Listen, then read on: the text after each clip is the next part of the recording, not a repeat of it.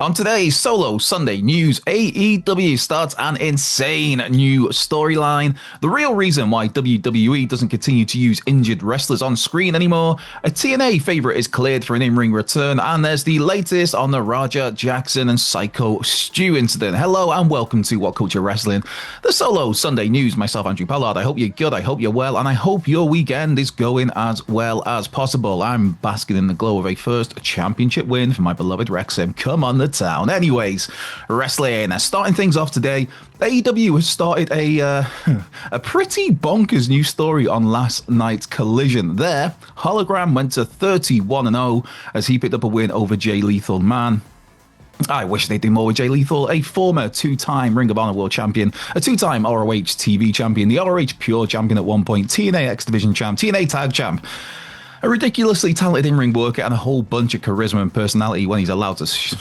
Anyway, that ship, it seems to have sailed, sadly, as Jay Lethal has long been just another body on the AEW and ROH rosters, a body for other people to get a win over, a jobber to the stars, if you will, which is a massive shame. Anyway, Jay Lethal, it's not the story here. I'll always take the chance to talk about how great Jay Lethal is. But no, the story here revolves around Hologram.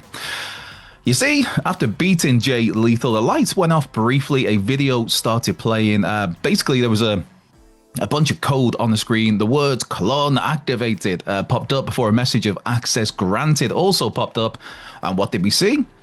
We saw an evil version of Hologram. Yes, an evil clone of Hologram. Then the word "soon." All as Hologram. He was basically in the ring, his head, holding his hand in shock, reacting to it all. So yes, it appears that we are getting an evil clone of Hologram. Yes.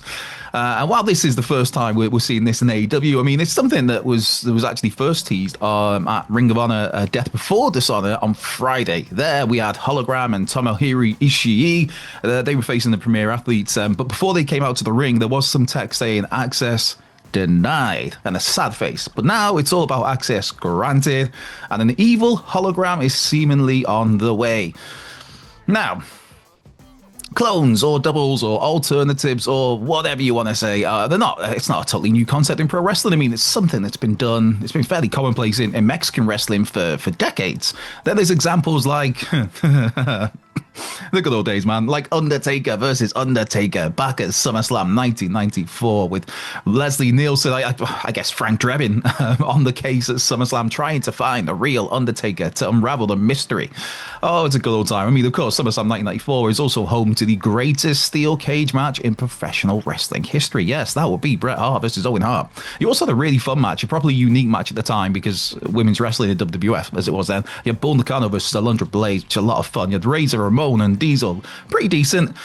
The rest of that card, yeah, it's pretty rough, man. And that's coming from me as a big Tatanka fan. As Tatanka and Lex Luger, they pretty much stunk up the joint SummerSlam 1994. Anyway, why am I talking about SummerSlam 1994? I guess any reason to talk about that phenomenal Bret and Owen cage match. But yes, back to doubles, back to clones, back to whatever. Undertaker versus Undertaker. We also, years later, there was Kane versus Kane, amongst other similar sort of storylines. So yes, AEW is now dabbling in the clone business, seemingly anyway. Hologram versus El Clone, Hologram good versus Hologram bad. Oh, I guess as well, that reminds me, we had Sin Cara versus Evil Sin Cara, which it was something. I'm sure the AEW haters will see a clone storyline, laugh, and use it to throw plenty of shade at AEW, while the AEW sickos will absolutely eat that stuff up, man. Switching gears, though, to WWE, and have you ever wondered why these days WWE doesn't tend to bother using injured talents on TV anymore? You know, back in the day, if someone got injured, there were often times when that injured talent, despite not being cleared to wrestle, they'd still be used as a character on TV, maybe on commentary, maybe hosting their own talk show segments, maybe as a manager, valet, or second to one of their pals. I mean, even Randy Orton, when he was he first in Evolution at that point? But when he did his shoulder, and he'd do his Randy Orton injury updates every week just to keep him on TV, keep him fresh in mind. I mean, it's just a way to keep, like I said, to keep that injured wrestler fresh in your mind, to keep them busy, for the talent to keep getting a paycheck back in the days when there were no guaranteed contracts. But that's not something you really see these days. And that topic was something that Fightful's Sean Ross Sapp was asked about recently in his weekly Fightful Q&A. Specifically, this was in reference to Liv Morgan and whether Liv would be coming back to TV even though she's not been cleared to wrestle yet. I mean, part of the reason why WWE, though, prefers not to use injured talent in this way, it's because of their contracts. That was the response here. Basically, WWE contracts, for the most part, they tend to freeze when the talent is injured. As a result of that, WWE is then able to tack on time at the end of those contracts, essentially extending those contracts for that time missing injured, for that time out on the sidelines. If WWE brings those injured wrestlers back in a non-wrestling on-screen capacity, the contract does not freeze, and WWE cannot add time onto those deals.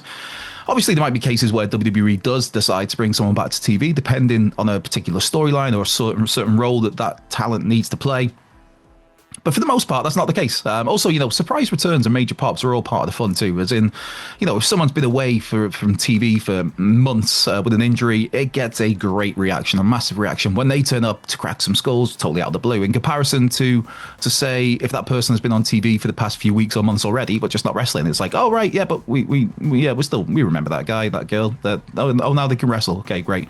Whereas if they're away for a little while and come back, it's like, oh, we've kind of forgot about you. What a surprise! What a shock! This is kind of cool. But yes, anyway, speaking of injuries and not wrestling, some good news, some positive news. The TNA fan favorite Trey Miguel has been cleared. Now, Trey has not wrestled for, I believe it's getting on for nearly 3 months. I think it was the 6th June TNA TV tapings when Trey Miguel last wrestled. And then since then, he's undergone, I believe it was hernia surgery. However, Trey has now revealed that he's been cleared to return to the ring, which is great news.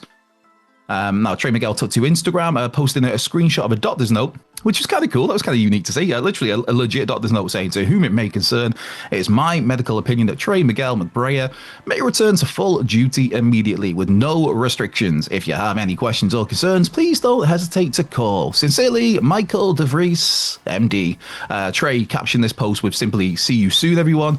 Which, yeah, that's great news, man. I mean, Trey Miguel, just such a fun wrestler to watch, as are the Rascals, whatever combination you throw out there, whether it's Trey Miguel and Zachary Wentz, whether it's Myron Reed, whether it's Desmond Xavier, Wesley, as he is these days. So yeah, it's great to hear that Trey Miguel is on the mend, that he's been cleared to get back into the ring. And hopefully it won't be too long before we see him back on TNA programming. Now, finally, wrapping things up today, there's a smidge of an update on the whole Syko, Stu and Raja Jackson incident from last weekend. I mean, of course, if you've been living under a rock, Raja, the son of MMA icon Quentin Rampage Jackson, hit the unconscious Stu over 20 times, breaking bones in Stu's face, knocking out teeth, causing him to choke on his own teeth and blood, and putting him in the emergency room. Now, thankfully, Syko Stu is now awake, is stable, and is seemingly in good spirits. But this situation, yeah, it's clearly not over with. Now, it was the update on this. It just basically says that charges are expected to be brought against Raja Jackson, and that was kind of confirmed by Doug Mallow. Now, for those who've seen the footage of the attack on Stu, which is it's a tough watch, man. Doug Mallow is the wrestler who actually got Raja off Stu. He's the one who Raja also tries to take down. Basically, he's the one wrestler actively doing what he can to stop Raja Jackson. And that is not meant as a shot on the other people in the ring, as it was obviously it's such a shocking incident, something you absolutely do not expect. And some people there didn't know what to do, how to react. They just kind of froze, whereas Doug Mallow was on the scene and instantly pulling Raja off Stu and then got physical with him himself. I believe he got hit in the, I think he cut his eyebrow or something like that. Or yeah, anyway. But speaking on the Masters of Wrestling podcast, Mallow said the assault is going to be picked up by the state. As he put it, he's got a detective friend who he's spoken to, who told him how the LAPD tend to drag their feet on things, but that due to all of the evidence, the state is going to pick the case up. He's already spoken to somebody who's on the case. As Mallow put it, it's not like Raja's not going to jail. He's just not there yet. Now, this is just such a messed up situation. I mean, just going back to what happened before the attack as well. I mean, you've got there's a wrestler called AJ Mana who brought Raja to the show, brought him backstage at the car park where the wrestlers were hanging out before the show. It was all filmed. It was all streamed. Syko Stu thought they were working, hit Raja with what looked to be an empty beer can. Raja no-sold it because he's not a wrestler. He's not aware of the inner workings of wrestling. He'd not been clued in. All he knew was some guy hit him with an empty beer can, and he's a budding fighter himself, so he reacts how someone would if they had a stranger come at them with a beer can. Then people step in. Black Pearl steps in, the co-owner and co-promoter of Nox Pro, explains that Raja isn't a worker. Stu apologizes. I think it's 3 times. So all is good. There is no beef. It's all settled. And then there's Raja's kick chat because, yeah, he's streaming all of this. The kick chat is egging him on to do something. AJ Mana is telling him to get a receipt to tag Syko Stu, and Raja set to do a brief spot in Stu's match. And again, this dude isn't a wrestler. He doesn't know what a receipt is. And you've got the chat egging him on. Rampage Jackson's egging him on, bizarrely. And Raja clearly is an unhinged young man, brutally assaults Stu. Stu being knocked unconscious, clearly knocked unconscious by a slam from Raja, kind of like a double leg, almost a spine buster. And then Raja unloads 20 plus full force punches on the knocked out Stu. 22 punches, I believe it was. It's just, oh man, it's horrific. It's brutal. It's disgusting. It's a tough watch. And this young man deserves whatever comes his way from the authorities. But just such a crazy situation, man. And yes, in case you missed it, WWE immediately severed ties with Nox Pro, which was previously a WWE ID affiliate. Basically, they were tied to WWE. Talent had access to certain WWE facilities and whatnot. Essentially, it's like the NIL, the Next in Line program that they've got for college athletes, but this is for up-and-coming independent wrestlers, independent promotions and wrestling schools like Nox Pro, which is a school and promotion ran by Black Pearl and WWE Hall of Famer Rikishi. But yeah, the news of the Raja and Stu incident, that kind of trickled out on last Sunday afternoon here in the UK, which is why I didn't cover it on last Sunday's news video, because I record these first thing in the morning. But that news trickled out on Sunday, and I think it was by Monday, literally by Monday, WWE just like, nah, we're totally cutting ties, and I'm totally knocking my microphone over. That was my attempt to cut ties. Anyway, that brings today's video to a close.